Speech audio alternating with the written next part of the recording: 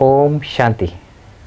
प्रजापिता ब्रह्मा कुमारी ईश्वरी विश्वविद्यालय में आज हमारे स्टूडियो में एक दिव्य आत्मा, जिन्होंने अपने जीवन के 40 साल ईश्वरीय ज्ञान में व्यतीत किए।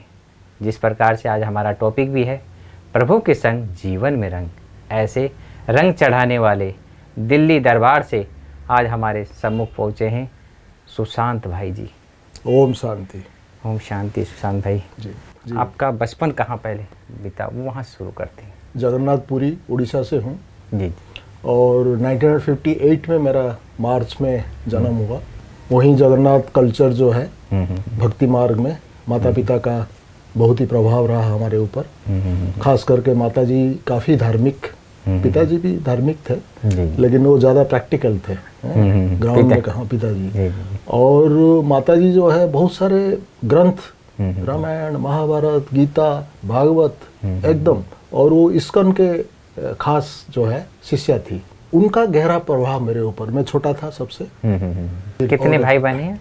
हम 4 भाई, एक बहन है। बहन सबसे बड़ी है। अच्छा। और मेरे नीचे एक भाई है, मैं तीसरा नंबर हूँ। मेरे नीचे एक भाई है, वो जो है मेरे से 8 साल छोटा है। अच्छा। तो 8 साल तक जो है मैं छोटा था माँ का, तो बहुत ही लाड प्यार से मुझे माता पिता सब ने पालना दी। भाइयों का भी प्रेम रहा। लेकिन मेन चीज जो मैं कहना चाहता हूँ कि माता जी का मेरे चरित्र निर्माण में बहुत बड़ा योगदान। धार्मिक ज्ञान, भक्ति मार्ग भी सही भक्ति मार्ग क्यों ना हो, लेकिन भक्ति का जो ज्ञान है, अगाध ज्ञान है। पिताजी कहते थे माता जी 7वीं क्लास पढ़े हैं। हाँ, लेकिन वो बड़े बड़े प्रोफेसर, पीएचडी वालों को भी ये शास्त्र ज्ञान में और फिलोसफी में हरा देंगे। और हमेशा मुझे महाभारत सुनाते थे, भागवत सुनाते थे, गीता के ऊपर सुनाते थे, और पग पग पर शिक्षाएं जरूर शिक्षाएं देते थे। ऐसा करोगे तो दुख पाओगे, ऐसा करोगे तो सुख पाओगे। कभी किसी को दुख नहीं देना, कभी किसी को तकलीफ नहीं देना। बेजवान जो है बचपन से, हाँ, प्राणी जो है उनको कभी कष्ट नहीं देना। हाँ, उनको भगा देना, कुछ खाना दे देना, कष्ट नहीं देना। इतने मतलब प्रैक्टिकल, और इतना हमारे चरित्र निर्माण में माता जी का बहुत योगदान है। आप भगवान में किसको मानते थे? जैसे जगन्नाथपुरी, तो जगन्नाथपुरी को ही माना, क्या है माना? जगन्नाथपुरी जो है 4 धामों में एक धाम माना गया है। अच्छा। जिसको श्री क्षेत्र कहा गया है, शंख क्षेत्र कहा गया है जगन्नाथपुरी को। और 4 धाम जैसे बद्रीनाथ है उत्तर में, पश्चिम में द्वारिकाधीश है, द्वारिकानाथ, और पूर्व में जगन्नाथ धाम है, और दक्षिण में रामेश्वरम है। ये 4 धाम शंकराचार्य ने स्थापन किया था।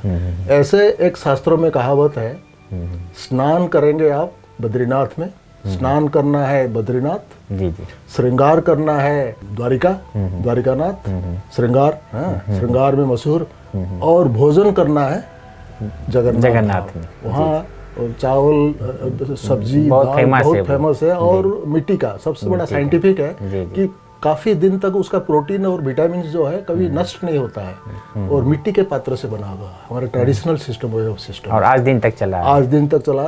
रोज लाखों जो है भोजन बनता है। और चौथा बताए? चौथा है रामेश्वरम दक्षिण में। वहाँ जो है स्नान, श्रृंगार और भोजन, शयन। और वो जो है जगन्नाथ जी जो है कृष्ण का प्रतिमूर्ति है, विष्णु जी का है। तो ये विष्णु कल्चर जो है, भुवनेश्वर शिव कल्चर है, शिव परमात्मा का लिंगराज टेम्पल प्रसिद्ध है, और पूरी जो है जगन्नाथ टेम्पल प्रसिद्ध है विष्णु। अच्छा। विष्णु यानी कृष्ण, श्री कृष्ण। कहते हैं द्वारिका में जब कृष्ण ने शरीर छोड़ा था और जरासवर ने उनको सिर जो है तीर जो है मारा था, तो शरीर का सब हिस्सा जल गया, लेकिन नाभि वाला जो है ना वो जला नहीं। अच्छा। वो उसको क्या किया उन्होंने, लकड़ी के ऊपर ना जल प्रवाह कर दिया। तो अरेबियन सी से बहुत साल के बाद जो है तैरते जो है भासते यहाँ पूरी जगन्नाथपुरी, तो वहाँ जो है राजा को स्वप्न हुआ कि मैं यहाँ हूँ। मेरा जो है वो पत्थर बन गया था एक, जिसको नीलमणि कहते हैं। नीलमणि वो जो है ना क्रमान्वय में जो है वो नीलमणि बन गया था।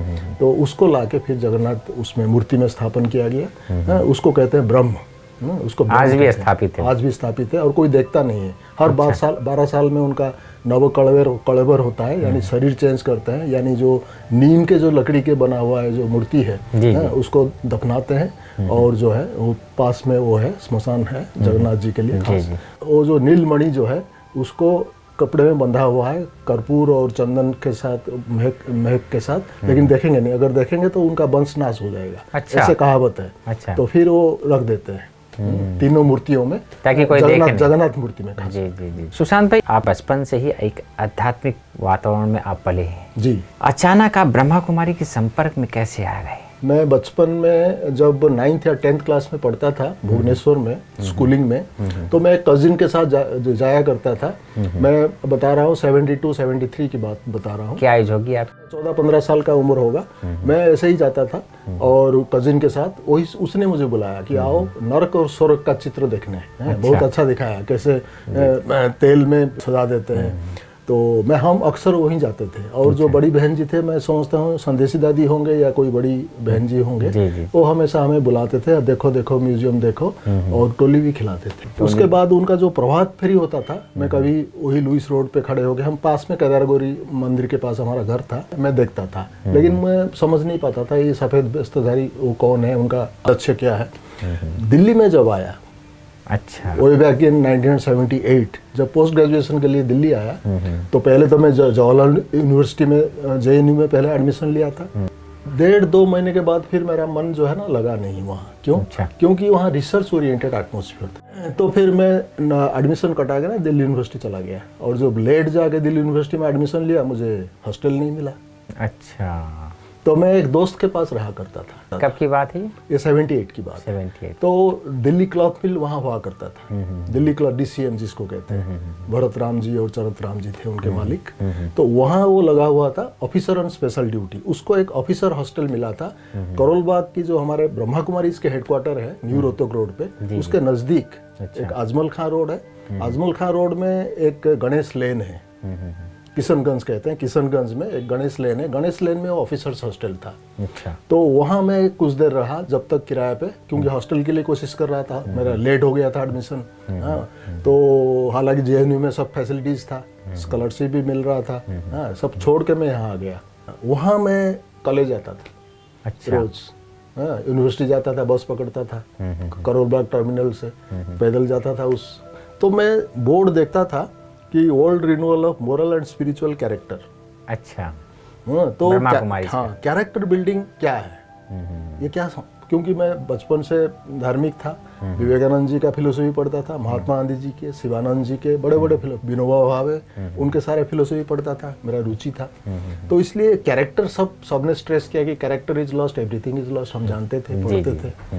तो ये कैरेक्टर ब्रह्मा कुमारी क्या सुनाते थे। 1-2 बार मैंने बाहर से देखा, थोड़ा खड़ा रहा, पढ़ा क्या लिखा है साइन बोर्ड में, फिर चिंतन चलता रहा, फिर कॉलेज टाइम हो गया, चला जाता था। दूसरी तीसरी बार शायद किसी ने, बाहर खड़े थे कोई भाई, उन्होंने कहा कि आप बाहर क्यों खड़े हैं, आप अंदर आइए, म्यूजियम देखिए, और डिटेल है अंदर। अच्छा, तो बाहर से आप देख के निकल जाते? हाँ, साइन बोर्ड देख के ना मैं चला जाता था। तो जब अंदर गया तो मुझे जो म्यूजियम देखा, आज भी वो म्यूजियम है, तो पहला जो चित्र है ना, मैं बिल्कुल कन्विंस हो गया, बिल्कुल निश्चय हो गया परमात्मा का। पहला उस समय था, पहला परमात्मा का वो था, 32 गुण वाला, 32 गुण वाला, सूर्य किरण वाला, वो परमात्मा का पिक्चर जो है, मैं बिल्कुल कन्विंस्ड हो गया। मैंने कहा हम कहेंगे कृष्ण भगवान है, कोई कहेगा जीसस भगवान है, कोई कहेगा मोहम्मद भगवान है, तो भगवान क्या अनेक है, भगवान तो एक है। हम कहेंगे कृष्ण भगवान है, तो क्या वो मुसलमान के लिए वो भगवान नहीं है? नहीं है। क्रिश्चियनिटी के लिए भगवान नहीं है। तो जब निराकार तत्व का मुझे यहाँ पता चला कि भगवान निराकार है, ज्योति स्वरूप है, और सर्व आत्माएं उनको उस रूप में मानते हैं, बिल्कुल कन्विंस हुआ, यही सचमुच यही ज्ञान है, और सही जगह पे मैं पहुंच गया, जिसमें हर धर्म के लोग समाहित। तो मुझे तसल्ली हो गया, क्योंकि वो बहुत फिलोसॉफिकल कॉन्फ्लिक्ट में था। लेकिन यहाँ आके जरा फिलोसॉफिकल जो है ना, सारा डाउट क्लियर हो गया। जो आपने 32 गुण वाला पहला चित्र देखा बाबा, उसके बाद तो सारा देखा, फिर पवित्रता के बारे में सुना, पवित्रता बहुत अच्छा लगा। महात्मा गांधी कहते थे your means should justify your and, not the vice versa. Political science में हम मैकियावेली का पढ़ते थे, मैकियावेली कहता था your and should justify the means, by hook और बाय क्रुक, आपको अगर आपने राजाई ले ली, राजाई आपका जो है एंड था, लेकिन मीन्स आपने हाथ काट मार करके राजाई ले ली, एंड मीन्स इज जस्टिफाइड। आपका गलत तरीके से राजाई प्राप्त की वो सही है। लेकिन महात्मा गांधी क्या कहते थे, हमारे भारतीय संस्कृति कल्चर क्या कहता था, अहिंसा के बल पर ले, अहिंसा के बल पर। गलत तरीके से सही लक्ष्य को हासिल नहीं किया जा सकता। ऐसे बाबा भी जब 1937 में आए तो डबल अहिंसक बनाए, मन से भी किसी को आप दुख नहीं देना। तो ये चीज़ मुझे कन्विंस लगा। और जो मैं चरित्र के बारे में जानना चाहता था, सबसे बड़ी बात यहाँ बताया गया कि चरित्र का सही परिभाषा मुझे जिंदगी में पहली बार पता चला।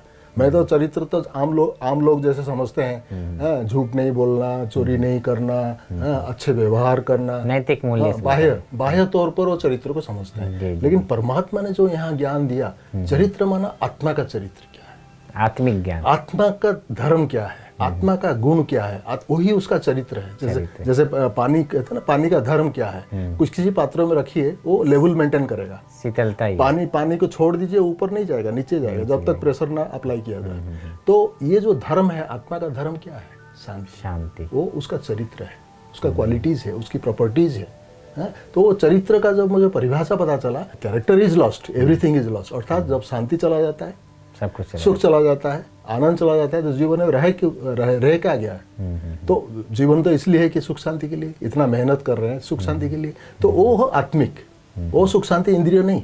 क्योंकि मैं गीता भी पढ़ता था, मैट्रिकुलेशन के बाद मैं गीता पढ़ना शुरू कर दिया था। अच्छा, यूथ एज में? हाँ, यूथ एज में। अच्छा। क्योंकि मदर और कुछ न कुछ हमारे संस्कृति संस्कार में लेके आया संस्कार था। और मैं भी अपने जो है संघर्ष के दौरान जो है, पढ़ाई के दौरान में, तो भाई कंसंट्रेशन पावर बढ़ेगा गीता पढ़ने से। गीता पढ़ने से आपका संयम होगा, तो आपका कंसर्न, तो इस गीता बहुत हेल्प किया मुझे। बस 7 डेज कोर्स किया।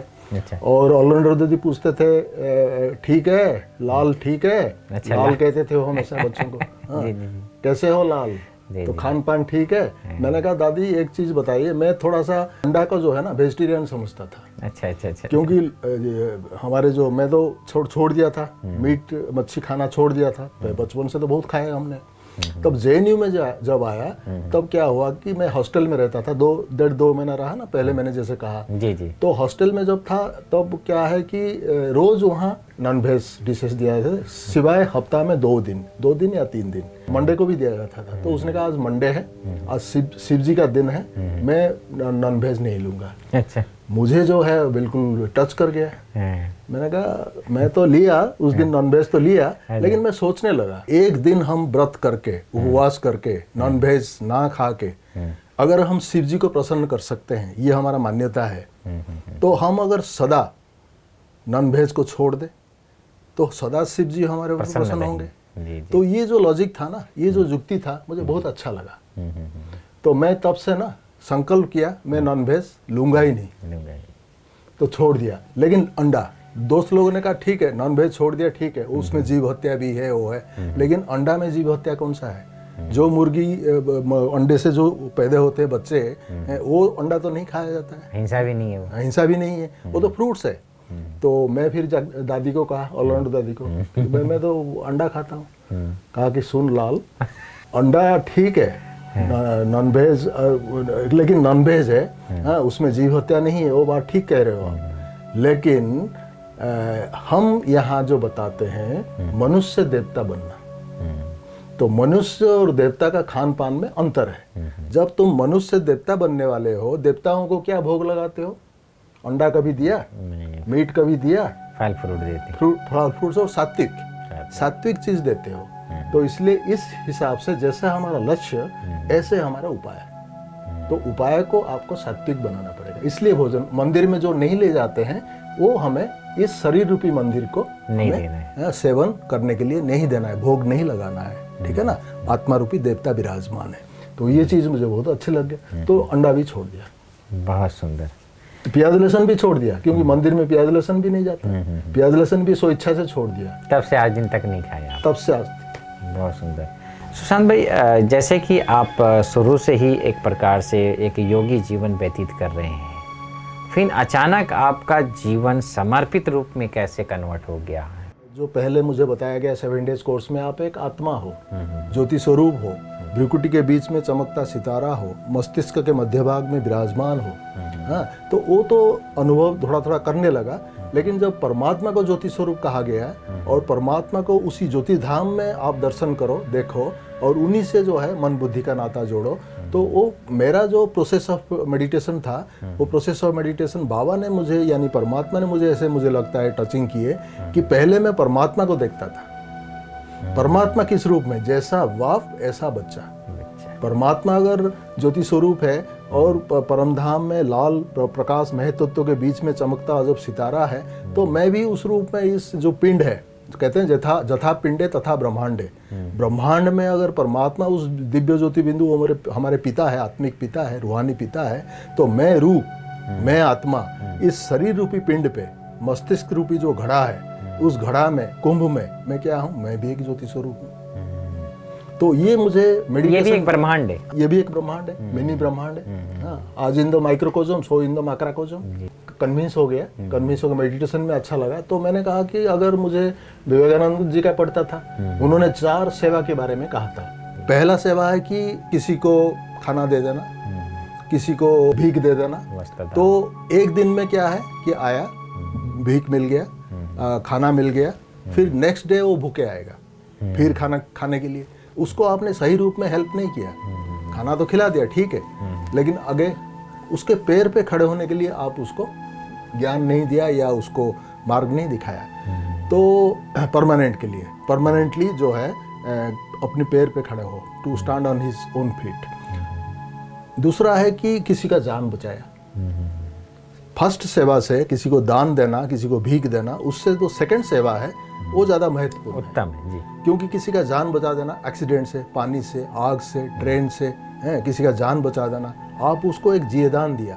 झूठ बोलकर भी किसी की जान बच जाए तो झूठ बोलना सार्थक माना है। कसाई को अगर कहे गाय इस रास्ते में उस रास्ते में गया तो वो भी गाय का कल्याण हो गया ना। तो वो जो है सेकंड उत्तम सेवा है। पहला सेवा वो भी उत्तम है, लेकिन उससे उत्तम जो है ये जान बचाना।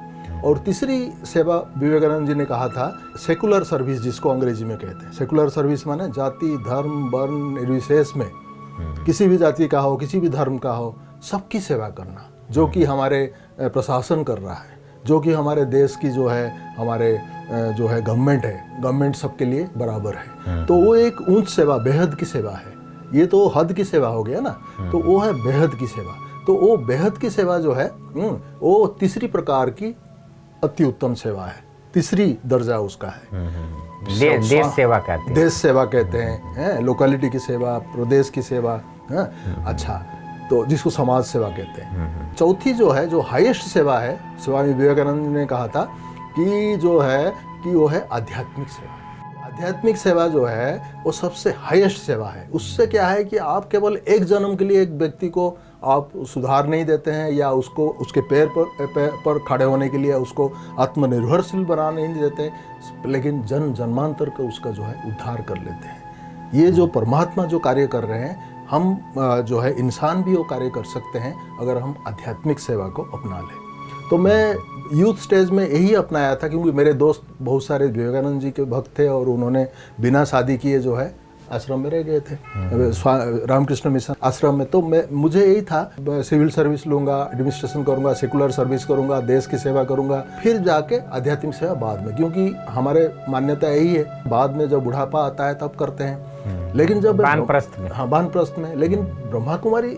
संस्था में जब आया और ये ज्ञान और योग से मुझे बहुत अच्छा अनुभव हुआ, तो मैंने कहा यही सही रास्ता है। तो मैं क्यों इंतजार करूं, पता नहीं कितने साल में आईएएस बनूंगा, आईएएस बन के फिर वो करूंगा, देश की सेवा करूंगा, फिर मैं जीऊँ ना जीऊँ, फिर जाके आध्यात्मिक सेवा कर पाऊँ नहीं कर पाऊँ, तो क्यों ना अभी अगर मैं आध्यात्मिक सेवा करता हूँ उसमें भी देश की सेवा हो जाता है, उसमें देश की क्या सारा विश्व की सेवा हो जाता है। तो ऐसे बेहद सेवा आध्यात्मिक, इसलिए मैंने देखा कि नौकरी तो करता था, ब्रह्मा कुमारी आश्रम में आने के बाद 9 साल जो है बाहर रहा, नौकरी करता रहा, किराए पे मकान लेके, रोज़ सवेरे क्लास करता था, मेडिटेशन करता था, सारे परमात्मा का जो भी श्रीमत है, जो भी नियम मर्यादा है सब पालन करता था। सवेरे 2 बजे 2:30 बजे उठना, मेडिटेशन करना, फिर नहा धो के जो है खाना वाना तैयार करना, जो किराए पे रहता था रेंटेड हाउस में। फिर जो है नज़दीक सेंटर में आता था। हाँ, पहले तो स्टूडेंट लाइफ में ऐसे करता था। फिर मैं पढ़ाई की पूरा करने के बाद नौकरी किया। नौकरी करने के 9 साल के बाद जो है 86 में 78 से लेके 86 में जो है गोल्डन जुबली सेलिब्रेशन था हमारे ब्रह्मा कुमारी संस्था का हेडक्वार्टर। तब जो है मैं उस समय आ गया था पटेल नगर की कनेक्शन में। पहले तो मैं करोल बाग में ज्ञान लिया, फिर गुलजार दादी को कहा कि मुझे बहुत दूर पड़ता है, मैं मॉडल टाउन में किराए पर रहता था उन दिनों में स्टूडेंट लाइफ में, तो करोल बाग से मॉडल टाउन बहुत दूर था। तो इसलिए 6 महीना 8 महीने के बाद मैंने गुलजार दादी को कहा। गुलजार दादी ने कहा ठीक है कोई बात नहीं, तो मैं फ़ोन कर देती हूँ। उन्होंने जगदीश भाई को और चक्रधारी बहन को, जो दिल्ली यूनिवर्सिटी के नज़दीक था, कमला नगर और शक्ति नगर, वहाँ फ़ोन कर दिया। फिर नेक्स्ट डे मुझे कहा कि उधर जा सकते हो, वहाँ नज़दीक पड़ेगा, जाओ। गुलजार दादी तो माँ समान थे। फिर जो है 83 में मैं पटेल नगर के संपर्क में आया। कुछ देर में चला गया दिल्ली में, 81 तक रहा और वर्ल्ड वेलफेयर फेस्टिवल का इसमें था, लाल किला में था।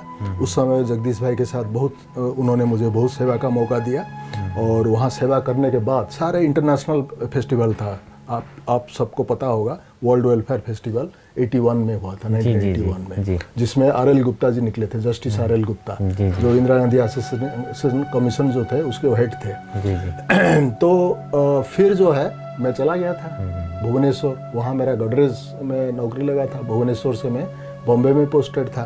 तो बॉम्बे में जाके फिर 83 में जो है भुवनेश्वर में 2 साल मैंने 1.5-2 साल जो है गोदरेज में काम किया। फिर जो है मुझे बॉम्बे के बाद भुवनेश्वर भेजा गया।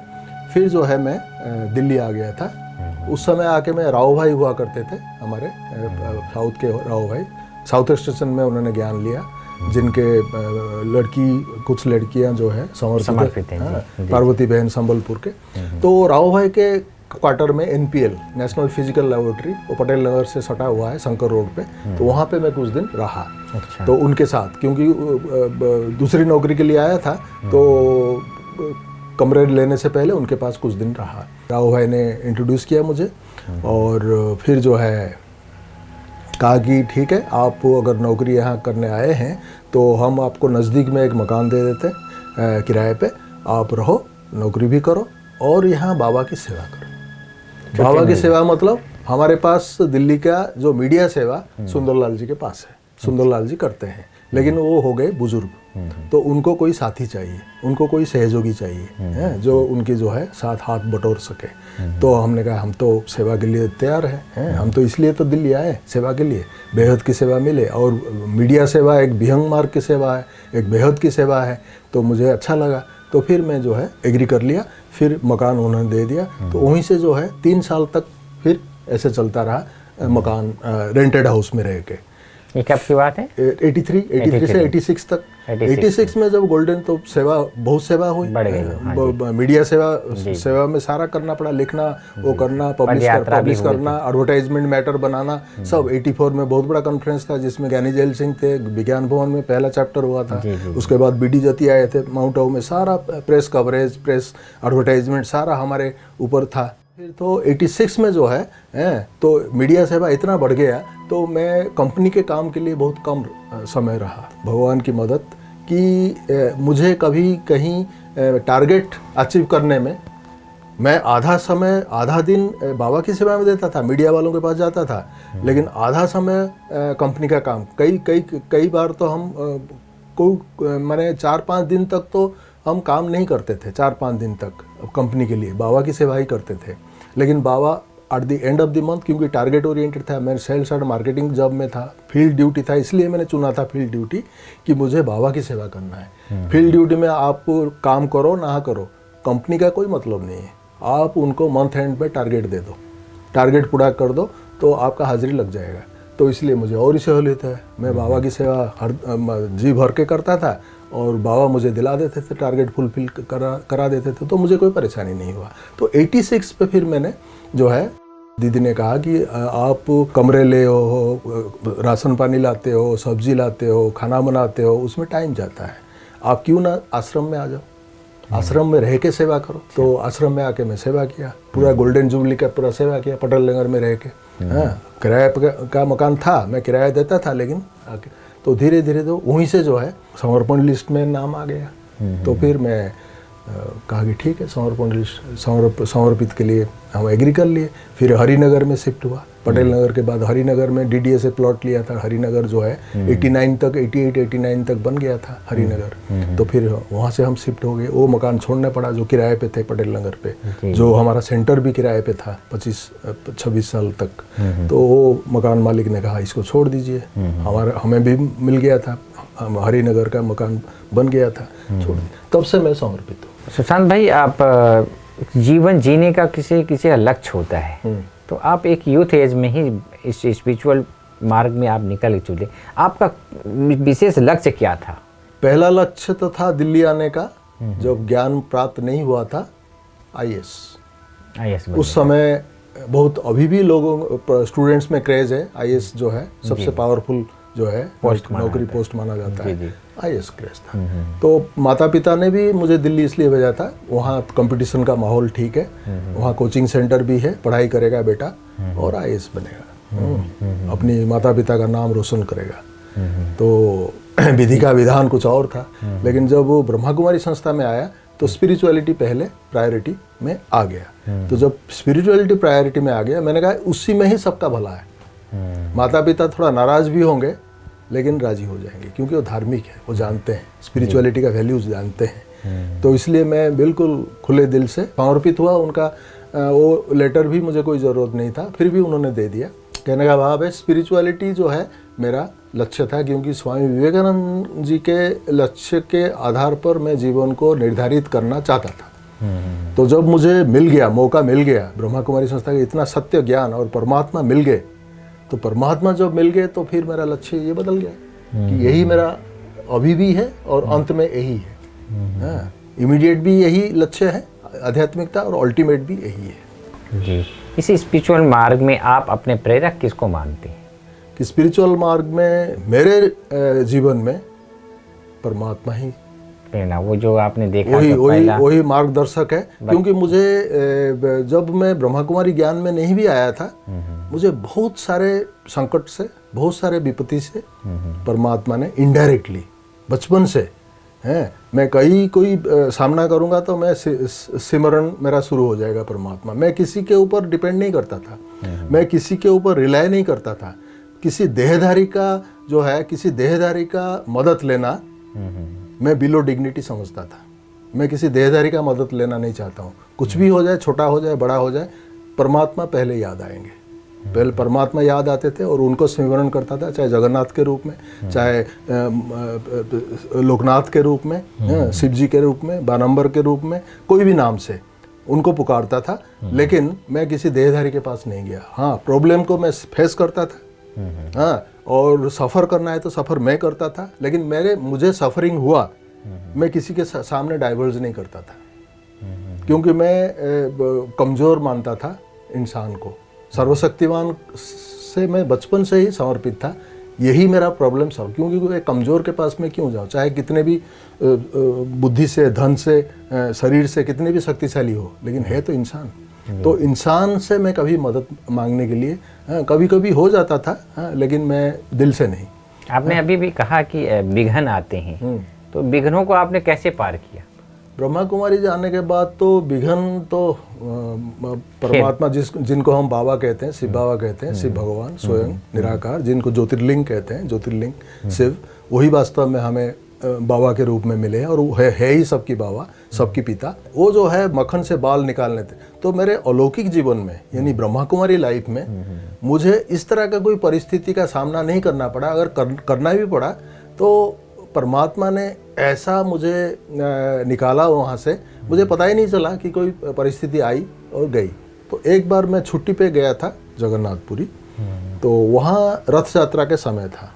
तो रथ यात्रा के समय जो है ग्रांड रोड जो जहाँ से रथ यात्रा शुरू होता है, लाखों की भीड़ होती है, लाखों की भीड़ होती है। तो वहाँ हमेशा हमारे सेंटर, लोकल सेंटर जो है वो प्रदर्शनी लगाते हैं। अच्छा, प्रदर्शनी जब लगाते हैं तो भीड़ आते हैं और बाबा की सेवा बहुत होता है। तो जिस समय मैं गया था तो उस दिन क्या हुआ कि शाम तक तो अच्छा प्रदर्शन चला, 8-9 बजे करीब कुछ लोग आ गए, लोकल लोग हैं, तो एलिमेंट्स थे।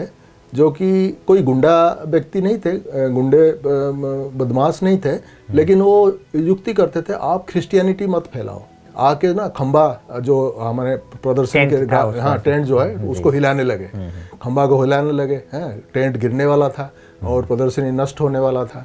तब जो है थोड़े भाई बहन थे, बड़ी बहन भी थी, निरुपमा बहन भी शायद थी, और एक दो भाई थे, समझा रहे थे। तो हमने कहा कि भाई यहाँ कौन सी क्रिश्चियनिटी बताया जा रहा है, हम तो चुपचाप पहले देखा, हाँ फिर हमने कहा कि ये जो है ये मौका है इनको अच्छी तरह से ज्ञान देने की ज्ञान देने के। यहाँ कौन सी जो है क्रिश्चियनिटी समझाया जाता है, ये तो सनातन धर्म, आदि सनातन देवी देवता धर्म की स्थापना की जाती है। और क्रिश्चियनिटी में कौन सी कृष्ण का पिक्चर है, क्रिश्चियनिटी में कौन सी लक्ष्मी नारायण का पिक्चर है, क्रिश्चियनिटी में कौन सी शंकर जी का पिक्चर है, आप बताइए। हाँ तो इस तरह का थोड़ा सा बहस चला। हाँ तो नहीं आप तो सफ़ेद वस्त्रधारी जैसे नॉन्स होते हैं वो सफ़ेद का, तो सफ़ेद तो कोई भी पहन सकता है। हाँ जो दफ्तर जाता है सफ़ेद पहन के क्या कहोगे वो क्रिश्चियन है, तो ऐसे कैसे आप बात करते हो, इस तरह का कुछ युक्ति चला। तो फिर वो शांत हो गए, मतलब उनको युक्ति से बाबा ने टचिंग करा के हैं। और दूसरी है कि पर्सनल लाइफ में क्या है कि थोड़े बहुत सुनाता हूँ जो ज़्यादा भयानक नहीं था ना, क्योंकि बाबा ने ही हमें संभाले थे, बाबा ने ही जन्म दिए, ये परमात्मा ने जन्म दिए, परमात्मा चला रहे हैं, परमात्मा संभाल रहे हैं। तो मेरा कुछ नहीं है, सिर्फ मैं चुपचाप जो है बाबा की याद में रहता हूँ और विचलित नहीं होता। तो शांत चित्त में जो है मुझे सोल्यूशन बाबा टचिंग करा देते हैं। जब अगर मैं अशांत हो जाऊं तो टचिंग कराते हुए भी मुझे पता नहीं चलेगा बाबा क्या टचिंग करा रहे हैं। तो इसलिए हमेशा मेरा स्वभाव ही बचपन से है, हमेशा मैं शांत रहता हूँ, हाँ कुछ भी हो जाए। तो जब मैं घर गया तो ज्ञान लेने के बाद तो घर में जो है सारे विरोध हो गए, भेजा था पढ़ाई पढ़ने के लिए, सन्यासी बन गए, और वो सन्यासी बन गए, आश्रम में जाके रहने लगे। क्या मतलब है, तो विरोध करने लगे, सामना करने लगे, सारे बिरादरी के जो कुटुंब वाले, वंश वाले, कुल वाले सारे इकट्ठे हो गए। और पिताजी को ताना लगाने लगे, माताजी को भी ताना लगाने लगे, बेटे को दिल्ली भेजा था, अब देख लो सन्यासी बन गया, सन्यासी बन गया। मैंने कहा कि मैं सन्यासी तो नहीं बना, हाँ मैं नौकरी भी करूँगा, वो भी करूँगा, IAS भी तैयारी करूँगा। तब मैं पढ़ाई पढ़ता था, तब की बात है, 79-80 की बात है। तब मुझे क्या किया, अंकल के परिवार वालों ने एक सी बीच में एक तांत्रिक था, अच्छा सी बीच में एक तांत्रिक के पास ले गए। तो अंकल ने हमारे पिताजी को कहा, माताजी को कहा, इसको तांत्रिक के पास ले जाते हैं और बड़ा प्रसिद्ध तांत्रिक है, वो 1 मिनट नहीं लगेगा, इसका जो है ना जादू टोना जो हुआ है ना इससे सारा निकल जाएगा। तो 2-3 मार पड़ेगा और ठीक ठाक हो जाएगा। और अचंभे की बात है कि आज तक ब्रह्मा कुमारी आश्रम में आते हुए विरोध होते हुए भी बाबा ने ऐसा माहौल बनाया, ऐसा एक जिसको छत्र छाया कहो, ऐसा प्रूफ बनाया मुझे, माया प्रूफ बनाया कि मुझे आज तक कोई टच नहीं किया। अच्छा फिर मुझे तांत्रिक के पास ले गए, मैं साथ में भाई थे, अंकल थे, पिताजी थे, सारे भाई साथ में गए तमाशा देखने के लिए, कैसे तांत्रिक इससे जादू टोना निकालेगा, जादू टोना से इसको जो है मुक्त करेगा। तो तांत्रिक के पास गया तो समुद्र के किनारे सी बीच में बहुत सारे साधु सन्यासी वो करते हैं, तप करते हैं, इसका भी आश्रम था। तो ये जो तांत्रिक के पास गए थे वो AA किया था, बंगाल का सन्यासी था, बंगाल घर बार छोड़ दिया AA करने के बाद, बैरा गया, शादीशुदा था, पत्नी को भी छोड़ दिया, आके समुद्र के किनारे आके वो कर रहा है। और जगह जगह पे इसका ब्रांचेस है। सब बैठ गए, मेरे को सामने रख दिया उसके, मैं चुपचाप बैठ गया। मैंने कहा कि अब आएगा मज़ा। हाँ तो इसको जो है ना अच्छी तरह से बाबा का ज्ञान, क्योंकि परमात्मा तो हमारे साथ है ना, बाबा तो हमारे साथ है ना, हाँ बाबा का ज्ञान हमारे बुद्धि में है, तो देखते हैं वो क्या युक्ति बताता है। तो बहुत सारे क्वेश्चन किया, क्यों गए, क्या है, सारा हमने जवाब दिया। तो किसको मानते हो, वो करते हो, हमने कहा ये इनको मानते हैं। और वो दूसरा सवाल करने से पहले मैं कंटिन्यूस बोलता गया, जितने भी बाबा ने ज्ञान दिए थे शिव के बारे में, शंकर के बारे में, सब ज्ञान A to Z उसको सुनाया। वो बोलना चाहा, हाँ मुझे सप्रेस करना चाहा, लेकिन बोल नहीं पाया। हाँ मैं बोलता गया, फिर वो सुनता गया, सुनते सुनते उसका तो आँख खुल गया। कहा कि अच्छा, कहा कि नहीं आप अगर इस तरह का करते हो तो मेरे लिए काम करो ना, मेरे अमेरिका में हो, मेरे लिए अमेरिका में जाके प्रचार करो, हाँ मेरे लिए काम करो, ब्रह्मा कुमारीज में क्यों जाते हो? तो मैं सारा बताया, ब्रह्मा कुमारीज क्या है, विश्व परिवर्तन करने के लिए आए हैं, शिव शक्ति सेना है, सब बताया। तो कन्विंस हो गया। तो कहा कि ठीक है, ये लड़का जो है ये सही मार्ग पे है, आप चिंतित मत हो। पेरेंट्स को कहा इन्होंने, तांत्रिक ने। और जब पेरेंट्स चले गए तो मुझे कान में कहता है तांत्रिक कि मैं समझ गया, एडजस्ट इफ प्रॉब्लम्स गो आए, क्योंकि वो खुद ही घर बार छोड़ दिया था। तो मुझे वही सलाह दिया कि एडजस्ट, माता पिता के साथ एडजस्ट करो, घर वालों के साथ एडजस्ट करो। अगर कोई समस्या है, if there is problem go आए, चले जाओ, भाग जाओ। तो मैंने फिर उसको नमस्कार करके मैं आ गया। तो ये इस तरह का और भी है, जैसे हमारे अंकल की परिवार चले। जी जी। अंकल की परिवार जो था, जो नीलू बहन है, जो गुलजार दादी की जो है ब्राह्मणी है, वो मेरे अंकल की बेटी है। अच्छा। छोटे अंकल की बेटी है। और सबसे पहले बड़े अंकल चले। जब मैं ज्ञान में 80 में गया था, भुवनेश्वर छुट्टी में ज्ञान में आ गया था, तब एक शिवरात्रि के दिन में उनके घर गया था। वो निगवानंद जी के भक्त थे, अनन्य भक्त थे, मुख्य भक्त थे भुवनेश्वर में। तो वो जो है उनके सत्संग पूरा करके मैं पहुंच गया। हमारा प्रदर्शनी भी पूरा होने वाला था शिवरात्रि के दिन। तो मैंने कहा कि प्रदर्शनी लगा हुआ है, आप चलिए।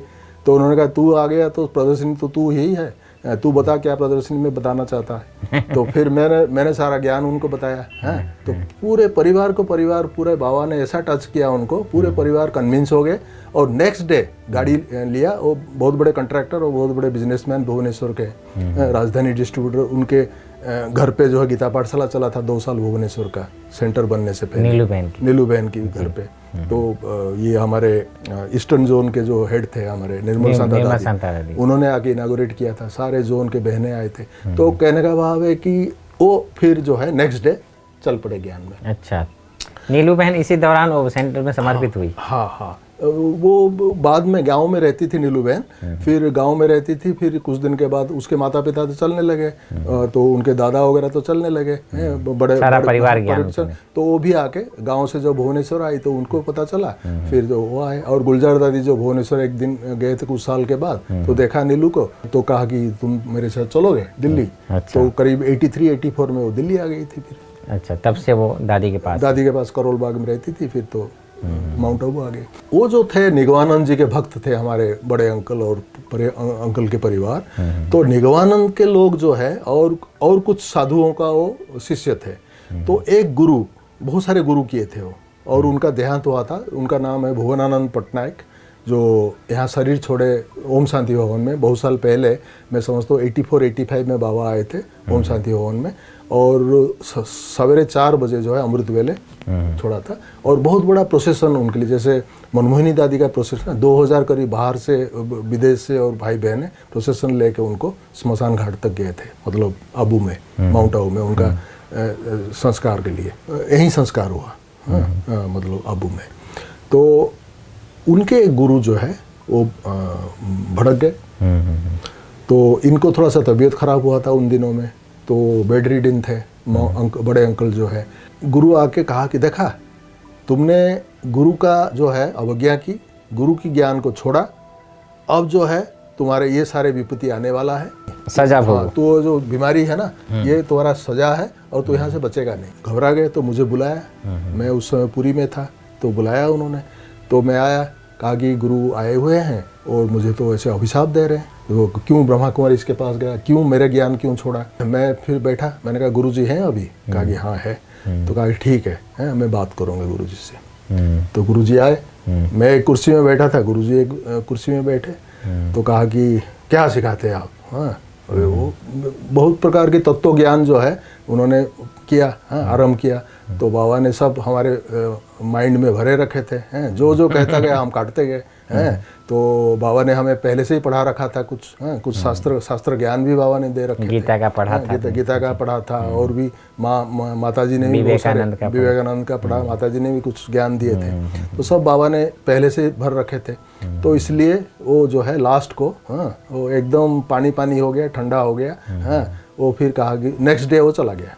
82 में गडरेज में पोस्टेड था। तो मैं वहाँ से आउटस्कर्ट ऑफ भुवनेश्वर में था।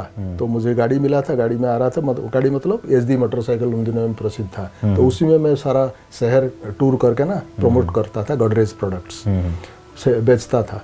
तो वो जो है बड़े स्पीड से आता था मेन रोड पे, 70-80 पे स्पीड पे आता, आउटस्कर्ट ऑफ भुवनेश्वर से। तो एक केदारगौरी टेम्पल के पास मेन जो ग्रैंड ट्रंक रोड है, एक मेटाडोर जो है अचानक मेरे सामने आ गया और मैं स्पीड में हूँ, अचानक ऊपर चढ़ गया। देखा था नहीं देखा था, जानबूझ के किया, मुझे कुछ पता नहीं।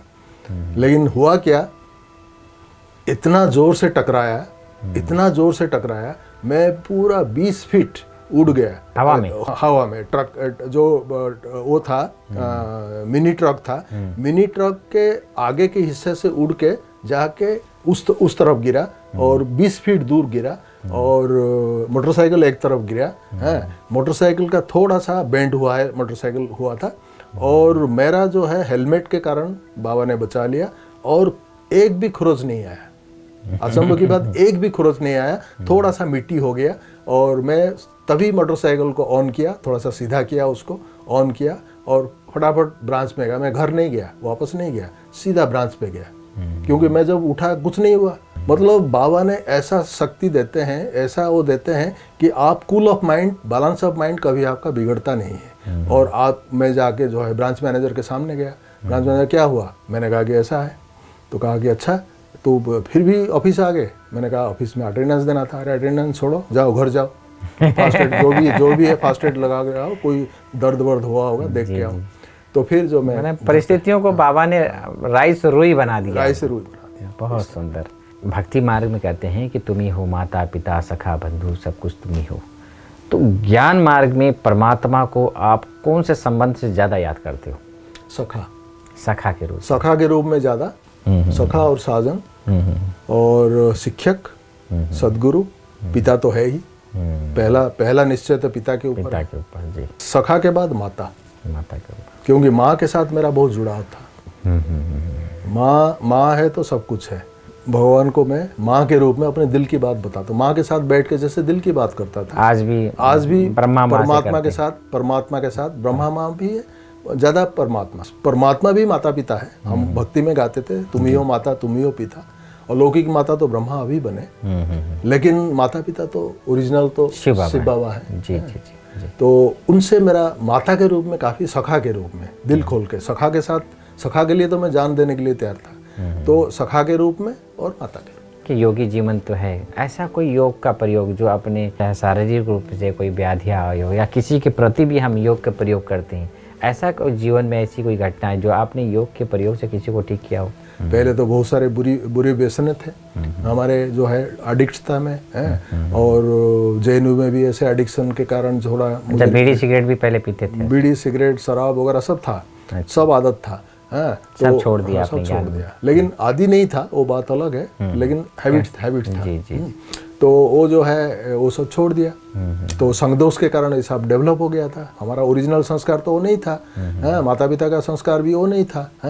वो तो काफ़ी पूजनीय थे, माता पिता सारे हमारे परिवार में उसमें पूजनीय थे, स्पिरिचुअल माहौल में आप पले बड़े। हाँ, तो इसलिए यहाँ आके संगदोष में, बाहर संगदोष में जाके हमारा वो बिगड़ गया था। तो इसलिए मेरा जो है हेल्थ जो है ज्ञान में आने के बाद तो और ही बढ़िया हो गया, और दिन प्रतिदिन बढ़िया होता जा रहा है, में स्थित हो गए आप। तो इसलिए इस प्रकार की कोई बीमारी नहीं हुआ, कोई वो नहीं हुआ। हाँ, किसी के लिए अगर है तो मैं उसको योग की शक्ति दे देता हूँ, जो बाबा कहते हैं, या श्रीमत के अनुसार, या जो भी हमें आज्ञा मिलता है जगह की तरफ से, हम कर देते हैं। लेकिन ठीक हुआ नहीं हुआ, हम उसके ऊपर ध्यान नहीं, फल के ऊपर नहीं देखते, हम कर्म कर देते हैं बस।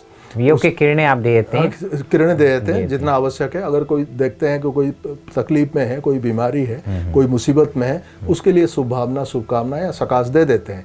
फिर कहाँ तक हुआ, कब हुआ नहीं, बाबा जाने, हम अपना कर्म कर दिया। सुशांत भाई, आप काफ़ी लंबे समय बार बार मधुबन में आप आते, बाबा से मिलते, कुछ ऐसे बाबा के साथ के अनुभव, अव्यक्त बाप दादा आपने साकार में तो आप भी नहीं देखे, हम भी नहीं देखे, लेकिन अव्यक्त बाप दादा जो उनके महावाक्य में इतनी विशालता, इतनी माना एक विराट रूप दिखाई देता है उनके शब्दों में, तो कुछ ऐसे अनुभव जो आपके जीवन में छप गया हो? दिल्ली से तो इनिशियली हम माउंट आबू बाबा से मिलने के लिए नहीं आए थे, भट्टी वगैरह में आए थे, कुमारों की भट्टी में आए थे होते, लेकिन बाबा मिलन में नहीं आए थे, हमें मौका नहीं मिला था। लेकिन जब भुवनेश्वर से जब हम बॉम्बे में पोस्टेड थे गॉडरेज में, तो उस समय हम कोलाबा में क्लास करते थे और माटुंगा में रहते थे लॉज में, और कोलाबा में क्लास करते थे। और वहाँ से जो है लीलावती बहन और पुरुषोत्तम भाई बॉम्बे भीटी में, वो जो बाहर से आने वाले हैं या बॉम्बे में रहने वाले जिनके पास कोई खाने बनाने का साधन नहीं है, उनको पेमेंट बेसिस पे खिलाते थे। वो बहुत पुराने माता थे, पुराने भाई थे, पुरुषोत्तम भाई और लीलावती माता ब्रह्मा बाबा के समय के। वो दीदी के, मनमोहिनी दीदी के कहने के हिसाब से उन्होंने वो व्यवस्था किए थे। ब्रह्मा कुमारी के लिए जो है भाई बहन बाहर से आते हैं या वहाँ के लोकल जो नौकरी करते हैं जिनके पास खाने पीने की बनाने की सुविधा नहीं है, तो वहाँ मैं खाता था, खाना खाता था, नाश्ता किया था, करता था और दोपहर का खाना लेके आ जाता था। फिर जो है गॉडरेज में काम करने के बाद जब शाम को लौटता था तो सीधा कोलाबा जाता था, वहाँ क्लास करता था और फिर जो है रात का खाना वहीं खाता था बॉम्बे भीटी में, फिर माटुंगा आ जाता था। ये मेरा डेली रूटीन था जब तक मैं बॉम्बे में रहा गॉडरेज कार्य के दौरान। एक बार मैं माटुंगा छोड़ दिया था, एक सीपी टैंक के पास एक ठाकुर लॉज है, ठाकुर लॉज में गया था, कुछ दिन रहा मैंने, कुछ दिन रहा। किसी ने मुझे दिलाया, कोलाबा सेंटर के कोई भाई ने मुझे वो लॉज का एड्रेस दिया, कहा कि वहाँ रहो ठीक रहेगा। तो कलवा देवी के पास ही है शायद, सीपी टैंक कहते हैं, सीपी टैंक या पता नहीं, याद नहीं है मुझे। तो वो ठाकुर लॉज में रहता था। तो एक रात को क्या हुआ कि मैं सो रहा था और खिड़की खुला है और भी एक दो बेड खाली है, मैं अकेला उस रूम में था। तो खिड़की खुला है और रोड के उस तरफ एक बिल्डिंग है और मल्टी स्टोरी बिल्डिंग है। तो रात को मैंने जब अचानक मेरा नींद खुल गया, थोड़ा सा कोल्ड जैसे लगा, तो मैं अचानक जब मैं देखने लगा बाहर की तरफ तो देखा सामने वाला जो बिल्डिंग है उसकी खिड़की से एक औरत झांक रही है, 12, साढ़े 12, 1 बजे नीचे झांक रही है। तो मैंने कहा कि इतने रात को औरत झांक रही है, क्या बात है।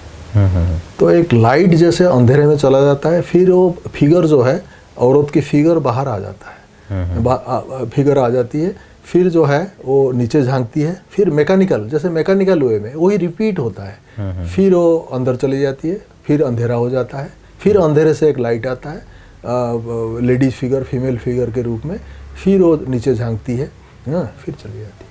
तो मैं कुछ समय के बाद मुझे चला ये तो कोई इंसान नहीं है, इंसान ऐसा नहीं, ये कोई है आत्मा कोई। और वो मुझे देख रहा हूँ, मैं जागृत अवस्था में देख रहा हूँ। वो तो कहते हैं कि वो फरिश्ता होते हैं, लेकिन वो जागृत अवस्था में देख रहा हूँ। तो मैं फिर जो है मैंने कहा कि कोई गड़बड़ है मामला, तो मैं चुपचाप बैठ गया।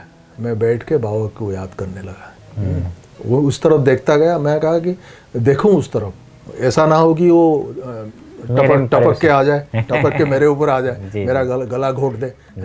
तो इसलिए मैं बैठ गया और उसी की तरफ देखता रहा, देखता हूँ कैसे वो क्या करती है।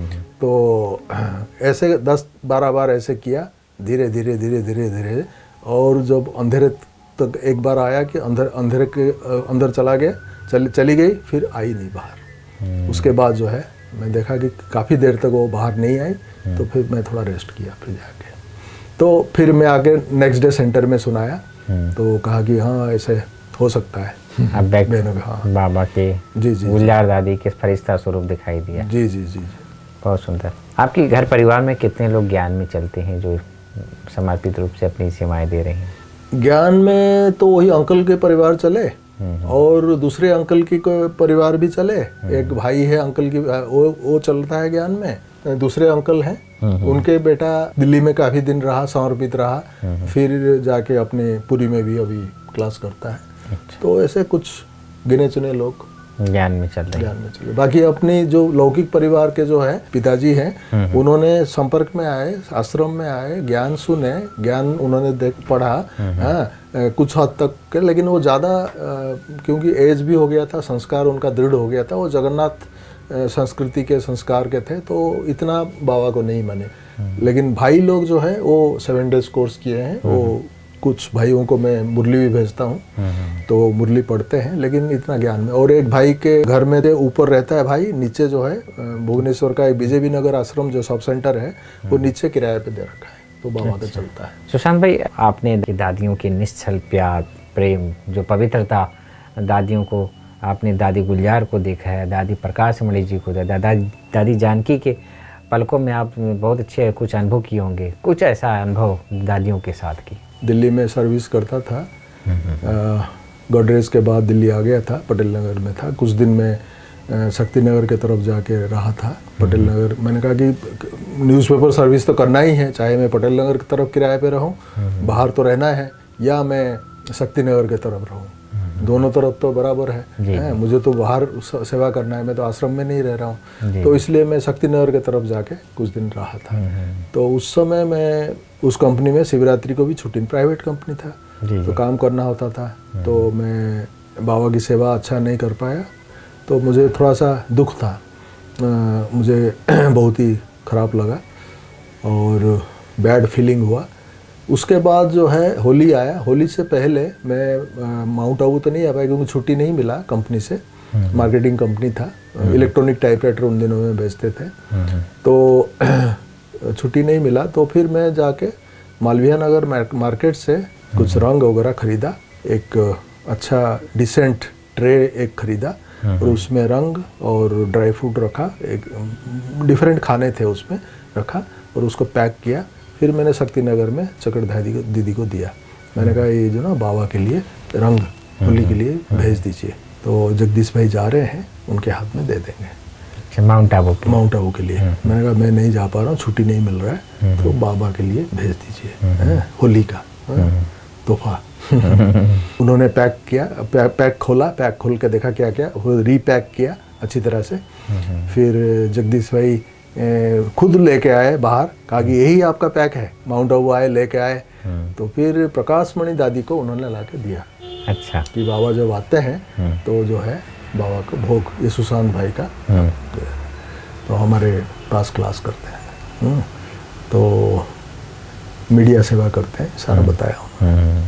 तो दादी ने दिया, बाबा स्वीकार किया, बाबा ने उसी से होली खेला, सबसे रंग फेंका, टोली भी, वो जो ड्राई फ्रूट्स दिया था टोली भी दिया। अच्छा। तो सारा दादी ने क्या किया, एक लेटर लिखा, जैसे ब्रह्मा बाबा लाल अक्षर में लिखते थे, तो दादी ने, प्रकाश मणि दादी लाल अक्षर में लिखा, सुशांत भाई हैं आपका वो मिला, बाबा बहुत जो है प्रेम से हैं सबको जो है होली खेले और सबके साथ खेले और टोली भी दिए, तो आपका भाग्य जो है पदम गुणा बन गया। तो प्यार भरा पत्र बाबा ने बाबा की तरफ से हम लिख रहे हैं आपको, तो जगदीश भाई ने आके मुझे दिया कि दादी ने लिखे हैं। अच्छा, तो दादी भी बहुत प्यार करते थे, जगदीश भाई बहुत प्यार करते थे। तो वर्तमान समय अभी कौन सी सेवाएं आप अभी कर रहे हैं वहाँ पर? बाबा कहते हैं समय के हिसाब से, बाहर मीडिया तो ठीक है, हम चेतन मीडिया जितना सशक्त बनेंगे, हम चेतन मीडिया जितना जो है लायक बनेंगे, बाबा के श्रीमत और बाबा के ज्ञान के आधार पर, योग के आधार पर जितना लायक बनेंगे, हम चेतन मीडिया ही, हम जो दुनिया की जो मीडिया वाले हैं उनको प्रेरित कर सकते हैं। जी। और उस मीडिया में भी तभी हाँ बाबा का नाम वाला होगा, बाबा प्रत्यक्ष होंगे जब बाबा कहते हैं तुम जो अपने को बाबा की सेवा के लिए अर्पण किए हो, तुम बाबा के एक एक जब दर्पण बन जाओगे, तो जब दर्पण बनोगे तुम अर्पित आत्मा जो है, समर्पित आत्मा जो दर्पण बन जाएंगे, तब बाबा का सही प्रत्यक्षता होगा। अर्थात तुम्हारा चाल, तुम्हारा चलन, तुम्हारा दृष्टि, तुम्हारा सोच, तुम्हारा कर्म से ही बाबा प्रत्यक्ष होंगे। स्वरूप द्वारा सेवा, चलन द्वारा सेवा, तो उसके ऊपर ज़्यादा ध्यान दो, मनसा सेवा के ऊपर ज़्यादा ध्यान दो। स्थूल सेवा तो हम जानते हैं कोरोना काल में कैसे स्थूल सेवा ठप हो गया, तो लगभग ठप होने वाला है, और आगे भी समय की संकेत मिल रहा है, आगे भी इस तरह का भयावह परिस्थिति भी आने वाला है। तो जारो मदार बाबा का यही है कि आप जो है आप एक एक मीडियम हो। मीडिया माना मीडियम, मीडियम का बहुवचन मीडिया है। तो इसलिए आप एक एक चेतन मीडियम जो है बाबा आपके ऊपर डिपेंड करते हैं। तो आप हर एक, चाहे मैं मीडिया विंग में हूँ, चाहे कोई मीडिया विंग में ना भी है, लेकिन बाबा की बच्चे माना सब बाबा की मीडियम। जैसे ब्रह्मा बाबा पहले एक मीडियम बने, पहला मीडियम सृष्टि में, विश्व ब्रह्मांड में पहला मीडियम परमात्मा का कौन है? पिताश्री ब्रह्मा। किस चीज का मीडियम बने? शिव बाबा की, शिव परमात्मा की जो बेहद की ज्ञान, गुण और शक्ति को सारे विश्व में संचार करने के लिए। चाहे ब्रह्मा के हम बहुत सारे भुजाएं बने, हाँ, जिसकी गायन नारद के रूप में है। आज भी मीडिया जगत में नारद को पहला मीडिया मानते हैं, पहला जर्नलिस्ट मानते हैं। तो ये सब ब्रह्मा के संतान है, मुख वंशावली है। कहते हैं ना, मन से जो पैदा हुआ था वो नारद थे, मानस पुत्र जिसको कहते हैं। तो मानस पुत्र अर्थात हम मुख वंशावली, हम सब जो है हम एक एक मीडिया है, एक एक मीडियम है। तो बाबा का ज्ञान गुण शक्तियों को सारे संसार में प्रचार करने के लिए, संसार का कल्याण करने के लिए, मनुष्य आत्माओं का कल्याण उद्धार करने के लिए परमात्मा ने हमें निमित्त बनाया। तो इस नशे में रहें, इस निश्चय में रहें, तो तब जो है हम बाबा को प्रत्यक्ष कर सकते हैं और अपने भाग्य को, भगवान को प्रत्यक्ष करने के साथ साथ अपने भाग्य को भी हम ऊंचा बना सकते हैं। सुशांत भाई, जिस प्रकार से आज लॉकडाउन हुआ, कई ऐसे युवा भाई बहने हैं जो टेंशन में आ गए हैं। किसी उनको मानसिक रूप से बहुत सारी निंद्रा नहीं आती है, आर्थिक तंगी है। कई ऐसे हैं कि ज्ञान में चल रहे हैं, थोड़ा अलबेलापन हो गया, बाबा नहीं आ रहा है, 2017 से बाबा नहीं आ रहा है, ऑनलाइन सारी चीज़ें हो रही हैं, कुछ दूरियां, कई लोग हैं तो कुछ नज़दीक हो रहा है तो कोई दूरियां हो रही। जो दूर हो रहे हैं उनके लिए क्या किया जाए, उनके लिए क्या आप शुभ संदेश देना चाहेंगे? और जो टेंशन में है उनके लिए क्या संदेश, ऐसे युवा जो भाई बहने हैं उनके लिए आप अपना शुभ संदेश सुनाएं। पहला चीज़ है कि बाह्य परिस्थिति अव्यवस्थित है। कलियुग में बाह्य परिस्थिति जो है उथल पुथल में है, बाह्य परिस्थिति टेंशन में है, उतार चढ़ाव में है, डिस्टर्ब्ड है। लेकिन परिस्थिति को निर्माण करने वाला कौन है? परिस्थिति को निर्माण करने वाला हम हैं। जिसको कार्ल मार्क्स ने कहा था, man is the product of environment और man is also the creator of environment. ये दुनिया में भी मानते हैं कि हम जो है उसकी जननी भी है, परिस्थिति की जननी है। तो महात्मा बुद्ध ने भी यही कहा था। महात्मा बुद्ध ने कहा था, if you become peaceful everything will fall in place. भाई हम चाहते हैं कि बाहरी व्यवस्था ठीक ठाक हो जाए तो हम पीसफुल होंगे। ये उल्टा है कि बाहरी व्यवस्था तो कभी ठीक ठाक होगा ही नहीं।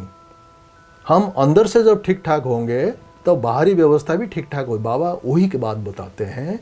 बाबा तो उससे भी बढ़कर बात बताते हैं, बड़ी बात बताते हैं कि जब आप अपनी सोच स्थिति में रहेंगे, हैं, जिसको कहते हैं कि outer world is just the reflection of your inner world. बाहर जो भी टर्बुलेंस हो रहा है, जो भी क्राइसिस हो रहा है, सब इनर क्राइसिस के ही प्रतिफलन है, परिस्फुटन है। तो इसलिए इनर दुनिया को हम ठीक रखें, व्यवस्थित रखें, शांत रखें और हर परिस्थिति में हम अविचलित रहें, हम विचलित ना हो। ये सबसे बड़ी बात है कि विचलित ना हो। इसलिए तो बाबा ने इतने दिन से हमें ज्ञान योग से परिपक्व करा रहे हैं। किस लिए? कि हम जो है परिस्थिति के प्रभाव में ना आए, बल्कि हम अपनी प्रभाव परिस्थिति के ऊपर डालें। हमारा प्रभाव क्या है? हमारा प्रभाव है शांति। हमारा प्रभाव क्या है? स्थिरता। हमारे प्रभाव क्या है? संतुलनता। हमारे प्रभाव क्या है? हमारे जो आंतरिक जो शक्ति है, गुण है, खूबी है, वो बाबा ने कुट कुट के भरे हैं। तो उसको ही हमें संचारित करना है। चिंतित होने की कोई ज़रूरत नहीं, कोई इमेजिनेशन करने की ज़रूरत नहीं, ये हो जाए, कहीं सुनाई बातों पे जाने की ज़रूरत नहीं। बाबा को देखना है, बाबा ने क्या कहा वो सुनना है, वो मन में मनन चिंतन करना है। कौन क्या कहा, दुनिया में क्या हो रहा है, बहुत सारे information, there is a bombardment of information, उसमें मत जाइए। उसमें जाएंगे तो आप विचलित हो जाएंगे, आप जो कन्फ्यूज्ड हो जाएंगे।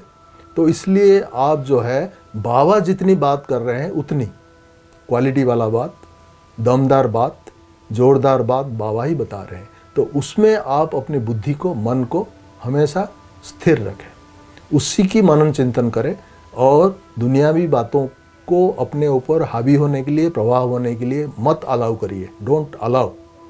तो यही है अपनी सुरक्षा। यही है, यही शांति की स्थिति ही कोरोना जैसी बीमारी से भी हमें बचाता है। क्यों? क्योंकि जो हमारे श्वास नली है, श्वास जो प्रक्रिया है वो शांति की स्थिति से रेगुलेट होता है। तो ब्रीदिंग पाइप जो है वो हमारे जो मानसिक स्थिति अगर शांत है तो ब्रीदिंग पाइप जो है हेल्दी है। ये जो शांति की स्थिति, कामनेस, क्वाइट्यूड एंड पीसफुलनेस, ये जो जिनकी स्थिति है वो उनकी इम्यूनिटी पावर ज़्यादा है। हाँ, अगर कोरोना अगर फूड पाइप के द्वारा जाए, खाना के द्वारा जाए तो आपको कोई हानि नहीं है, क्योंकि अपने पेट के अंदर, स्टोमक के अंदर वो हार्मोन्स सिक्रेशन होता है, वो केमिकल्स है जो कोरोना वाली जीवाणु कीटाणुओं को ध्वंस कर देते हैं। तो दे आर क्वाइट इक्विप्ड, हमारे स्टोमक में जो हार्मोन्स है वो इक्विप्ड होते हैं। लेकिन जो श्वास पाइप से अगर कोई जीवाणु चला गया, चाहे आंख के द्वारा चाहे नाक के द्वारा, वो अगर श्वास पाइप को अगर अफेक्ट कर दिया तो आपका जान खतरे में है।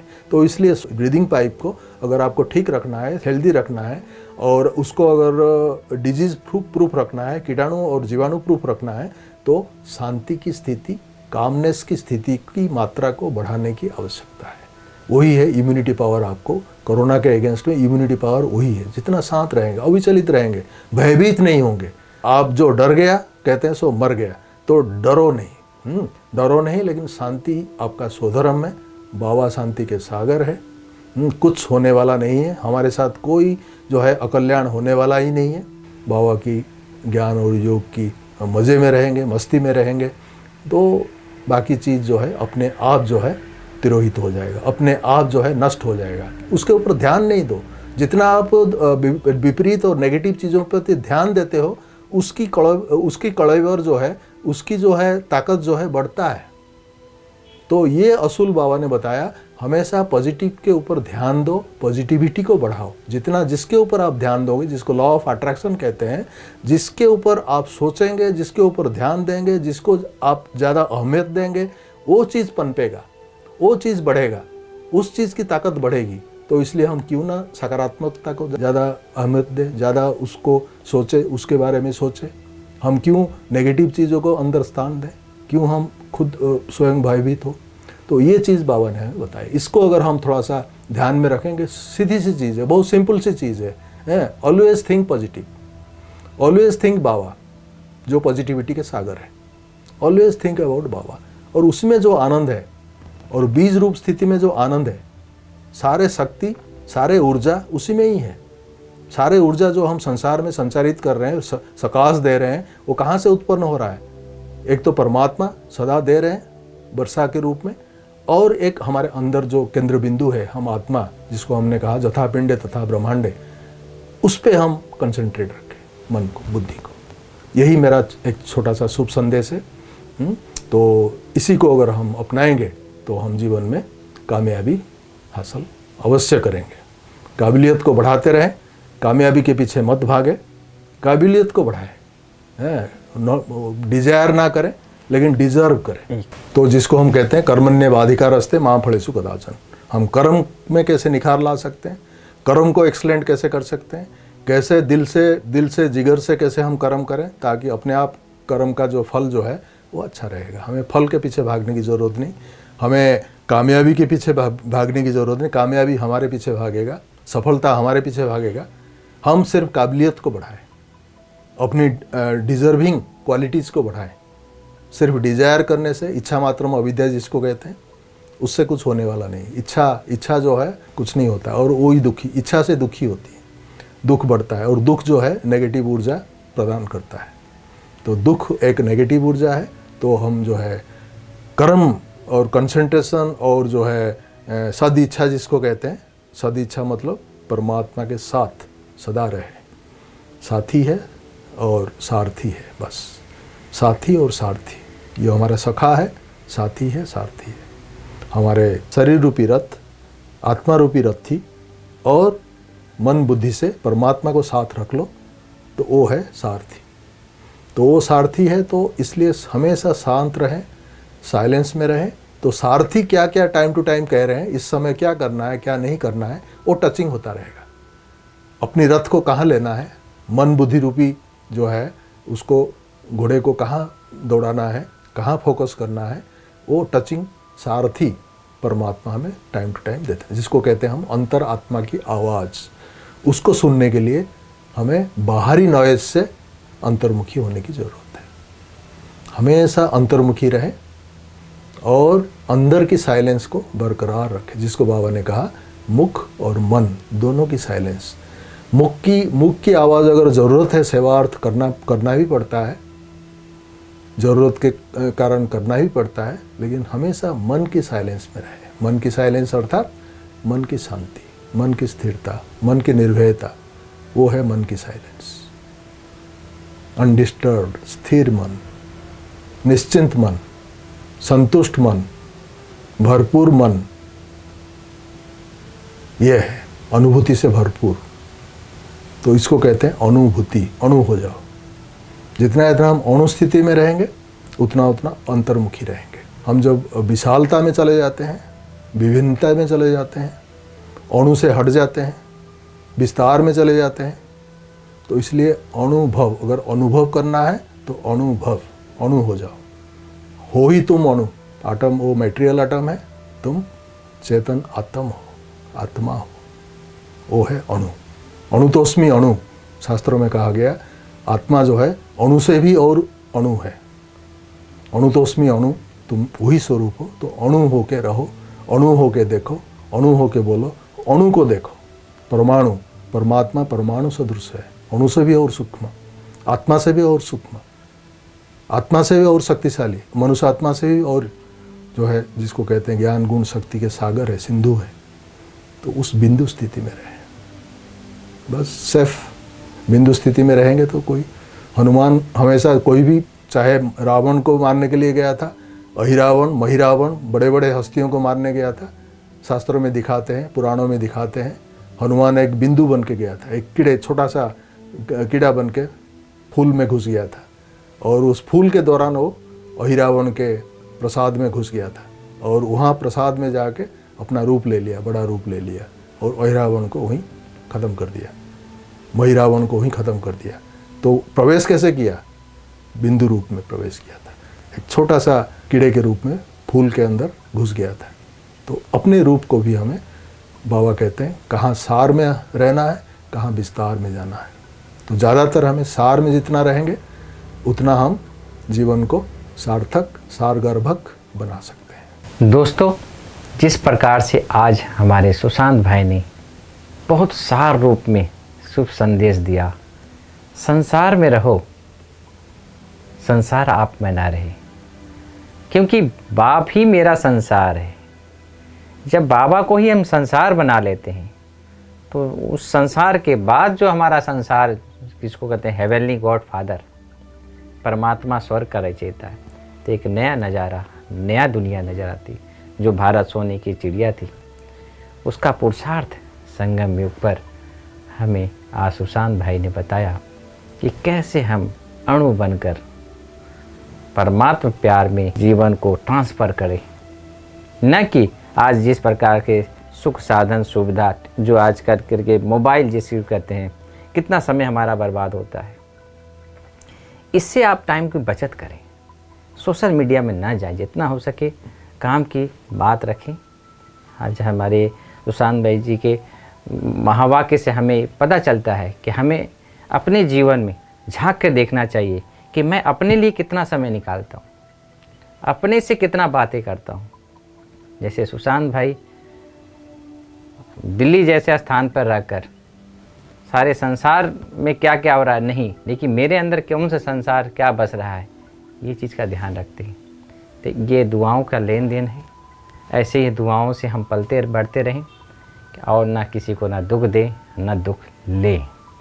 इस बात को ध्यान में रखते हुए बाबा के बगिया का एक नए फूल के साथ आप नए समय पर आपके सामने फिर हाजिर होंगे। तब तक के लिए ओम शांति। ओम शांति।